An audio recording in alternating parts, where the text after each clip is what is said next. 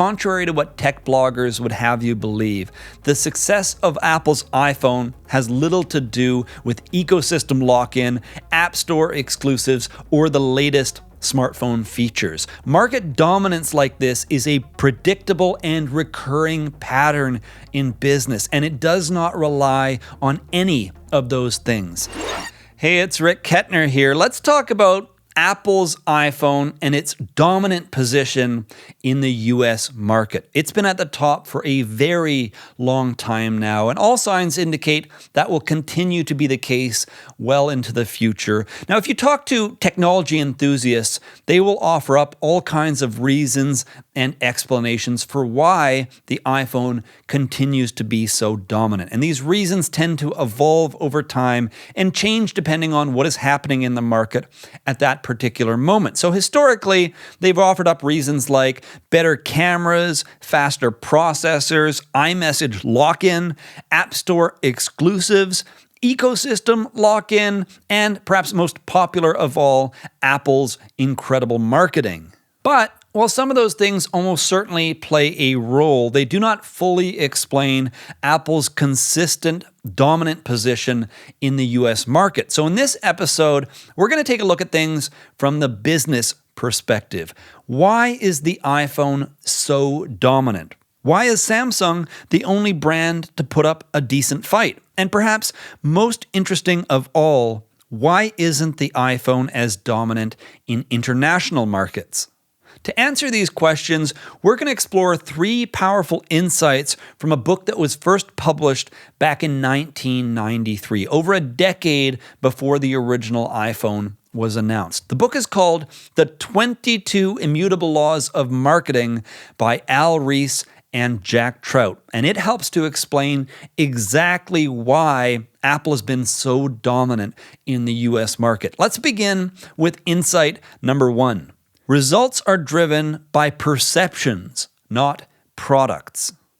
As consumers, we like to believe that the best product generally wins. That if Apple makes a better smartphone this year, then it should sell better. If Samsung or another manufacturer makes a better phone next year, then it should sell better. And whenever this doesn't happen, when we have the perception that the better product isn't selling as well as perhaps it should, we start to come up with reasons or explanations around why this might be happening. So we think of things like ecosystem lock-in, cell phone contracts, or other things like this that might somehow contribute to the inferior product selling better than what we perceive to be the better product. But unfortunately, this is not how business works. Results are primarily driven by perceptions, not products. So even though features do matter when it comes to enthusiasts of a given product category, most consumers in any category, whether it's smartphones or something completely different, most consumers, most people spending money and driving the revenue and profits in the industry are casual buyers, and their purchasing decisions are driven largely by perceptions, brand perceptions, and heuristics like that that cause them to choose one product over the other. So again, even though enthusiasts and tech enthusiasts or tech bloggers care about specific features, this is not what guides most purchasing decisions. And to drive this point home, because I know there may be a lot of tech enthusiasts watching a video like this, I think it's worth exploring a product that you happen to buy that you are not overly enthusiastic about. So for example, ketchup. You almost certainly buy ketchup either for yourself or perhaps for a family member or for guests when they come over. But in all likelihood, you don't consider yourself a ketchup enthusiast or something like that. You buy ketchup because you need ketchup and you want to have ketchup for those around you. So if you're anything like the overwhelming majority of US customers, you buy Heinz ketchup. The safe option, the easy choice, the brand that is perceived to be the leader in the category. I'll give you another quick example. When it comes to soft drinks, most people buy Coke. They might mix in a few other brands or a few other flavors for variety's sake, but when it comes to buying soft drinks, the overwhelming majority of people out there prefer Coke because it's the leading brand in the category. And worth noting here, there is no ecosystem lock-in that drives Coke's dominant lead in the category. People buy Coke because it's perceived to be the leading brand. And even though there are alternatives out there that are very comparable, like Pepsi or Dr. Pepper or other knockoff brands that might even be, in fact, closer in terms of flavor and simultaneously cost less, people buy Coke. It's the leading brand in the category. I'll give you one last example of this. When it comes to painkillers, most people buy Tylenol, and not because it's the most effective brand or the best for everybody that ends up using it, but because it's the leading brand. And so most people end up going to Tylenol, even though there might be a painkiller that if they were to test all the different versions out there, might be slightly better for them. And in some cases, people do, of course, test various options and end up choosing the best. But the overwhelming majority of people out there just simply turn to Tylenol because it's the leading brand in the category. And what all of these examples have in mind is that they were the first brand into the minds of their target audience. They were the first brand to successfully establish themselves within their category. And the same is true of all kinds of categories, including pickup trucks, basketball shoes, DSLR cameras, coffee shops. The examples go on. And in almost any category out there, you're going to have a clear category leader that most people consider the safe or the default option in the category. So the core takeaway here from this first insight is that as consumers, we do not have the time and energy to be an expert in every single category out there. And so as a result, we rely on heuristics, on things like brand perceptions to guide our purchasing decisions, especially when it comes to categories that we don't consider ourselves very passionate about, or we don't consider ourselves enthusiasts when it comes to the category. So generally speaking, coming back to smartphones here for a second, it's not so much a question of which is the best smartphone in the market, but rather which smartphone do people believe is the best smartphone in the market. Now, the obvious question that this raises is, how does a brand become perceived as the leader in a category? So to answer that, let's continue on to insight number 2. Be the first brand into the minds of customers.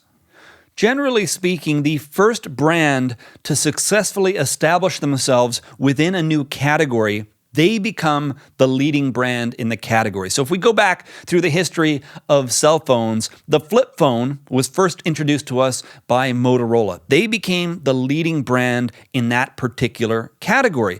Then along came the hardware keyboard-based phone, and BlackBerry, who established that category or that approach. They became the leader in that category. And then, of course, today, the modern all-screen approach to smartphones is led by Apple because they introduced that format with the original iPhone. And so this is how category leaders are born. And the reason for this is because as human beings, we make mental associations between things all the time.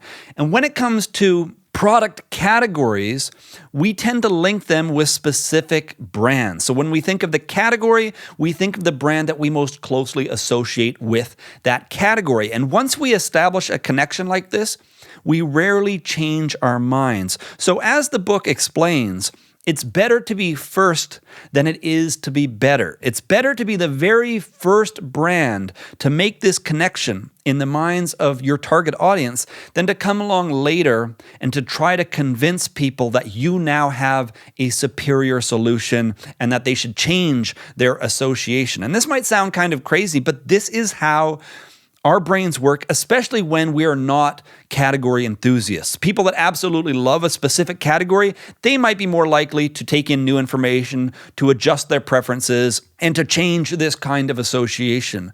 But again, as I mentioned earlier, the overwhelming majority of customers are casual buyers in a given category. And so once they form a connection, that connection tends to stick. So for example, if I mention a category like fast food, most people have that category linked with McDonald's. If I mention coffee shops, most people link that with Starbucks. If I mention electric cars, most people would link that with Tesla Streaming television, most people would link that with Netflix. We make these connections and they're very, very resilient, especially if, again, we aren't necessarily product enthusiasts that are constantly comparing or checking for what might be the best solution today. Now, to be very clear, and this is a very important point, it's not enough just to be the first person to create a solution. It's all about being first in the minds of your target audience, because what we're talking about here are perceptions. And of course, perceptions don't happen in a basement somewhere where you're creating the next great product. It happens in the customer's mind.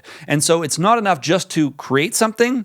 You have to bring it to market successfully. And this is why there were tablets before the iPad. There were MP3 players before the iPod. There were smartwatches before the Apple Watch.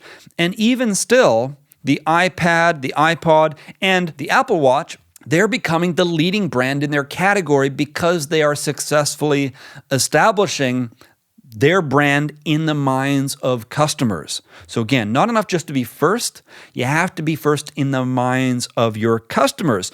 And a very common mistake that businesses make is they believe they can change this connection by coming out with a better product. They think, if we just make a superior product, if we demonstrate to the world why our product is better, then we can become the category leader. And unfortunately, this is a losing strategy. It's generally a very bad strategy to try to create a better version of what the leading brand has already created. Now, this begs the obvious question, how was Samsung able to find some success? And why isn't the iPhone as dominant in international markets? To answer those questions, let's continue on to insight number 3.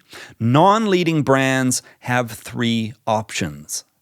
When you're up against a strong leading brand, you can do one of 3 things. Number 1, you can create a new category. Number 2, you can compete in a different market. And number 3, you can be the alternative brand. So let's start with number 1. You can create a new category. The idea here is if you redefine the category, you can become the brand leader in that new category. So as I mentioned earlier, Motorola dominated the flip phones, BlackBerry dominated the keyboard-based phones, and then Apple came along and redefined the category again as the all-screen device. So if you want to beat the established player, one effective strategy is to create an entirely new category. And there are 2 different ways you can do this. You can create a niche subcategory and just dominate that smaller category, or like BlackBerry and then Apple did, you can create a new category that has the chance of eventually overtaking the previous category. And so even though you don't beat them at their game,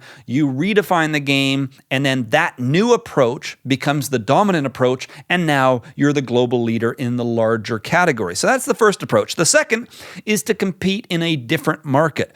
This is very important because, again, what we're talking about here are perceptions. And so perceptions are dependent on any given market. So the iPhone can be the dominant brand in the United States, but an international audience might not necessarily identify Apple as being the leading brand for them. And so you can choose as an alternative business to target a different market. You could target based on location, price point, gender, age group.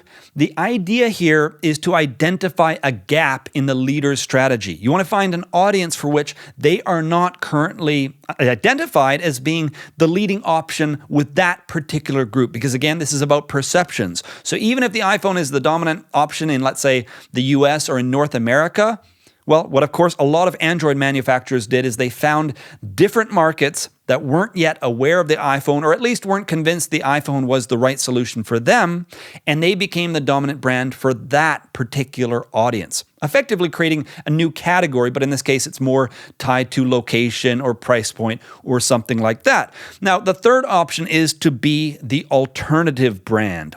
The idea here is that in any given category, there are generally 2 kinds of customers.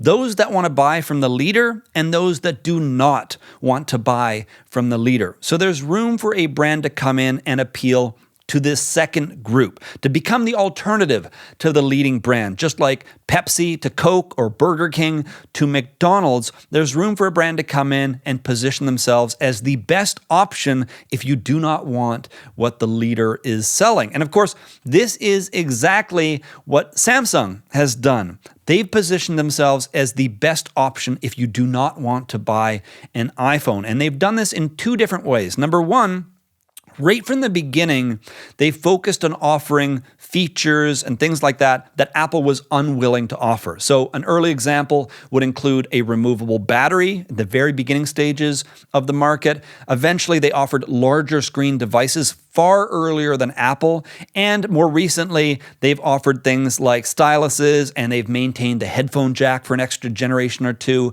when Apple was unwilling to match those features. So they've offered things to customers that Apple was unwilling to. But more important than that, Samsung focused their marketing strategy around ridiculing Apple and Apple customers. And this is very reminiscent to what Apple did in the 90s with their I'm a Mac, I'm a PC ads that were ridiculing PC customers. And the idea behind this strategy isn't to win over the other side. Samsung isn't trying to earn the business of Apple customers by mocking them and their willingness to stand in line for the next iPhone and that sort of thing. They're not trying to win them over. They're trying to unite anti-Apple sentiment. They're telling the market, if you feel, as we do, that it's silly to wait in line for the next iPhone, or that the iPhone isn't that great, or that people are just sheep and they just follow the herd and they buy the iPhone. Well, if you agree with this message, then Samsung is the right brand for you.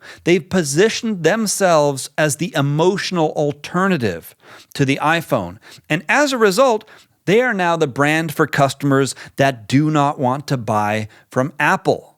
So, to bring all of this together, contrary to what tech bloggers would have you believe, the success of Apple's iPhone has little to do with ecosystem lock-in, App Store exclusives, or the latest smartphone features. Market dominance like this is a predictable and recurring pattern in business, and it does not rely on any of those things.